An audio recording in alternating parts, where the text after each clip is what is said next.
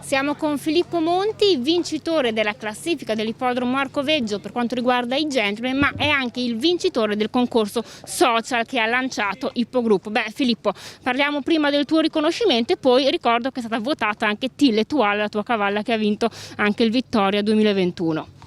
Beh, una bella iniziativa, grande soddisfazione anche se il premio è diciamo così astratto, nel senso che non è una vittoria sulla pista, ma è un riconoscimento, ma l'essere apprezzati e l'essere votati fa sempre piacere e secondo me questo potrebbe avvicinare il pubblico alle corse,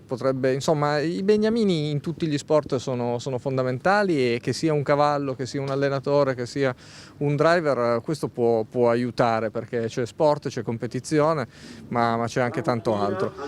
Un po' inaspettata, perché io non sono particolarmente social e non sono attivo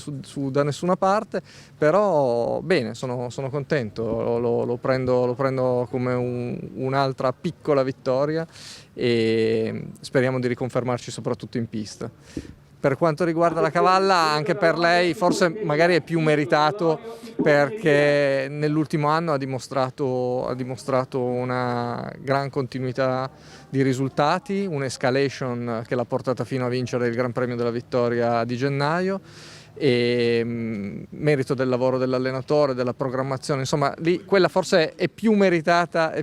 della mia, ed è una cavalla che si fa ben volere, per cui sono contento che sia stata votata anche lei.